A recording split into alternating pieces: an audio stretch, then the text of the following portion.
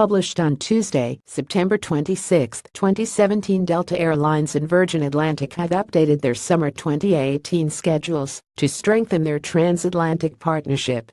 From March 24, Delta will introduce the Airbus A330 aircraft on its New York, Atlanta, and Detroit routes to London Heathrow. The A330 aircraft, equipped with Wi-Fi and feature 34 fully flatbed seats in the Delta One cabin, will improve the in-flight experience and increase the number of seats on these routes. From March 25, Virgin Atlantic and Delta will offer 8 daily flights on the New York and Heathrow route, 6 operated by Virgin and 2 by Delta. Meanwhile, at Manchester, Virgin Atlantic has announced its biggest ever season of flying.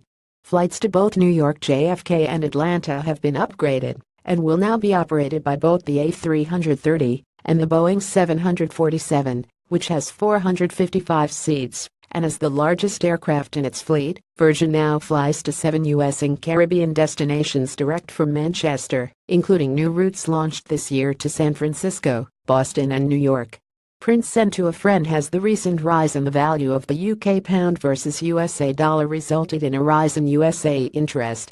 Yes 51.43%, no 48.57%. Thank you for your vote. How payments power experience. B. Anthony Hines, CEO MD, and at international payments in the consumer space have been in the midst of a fintech revolution.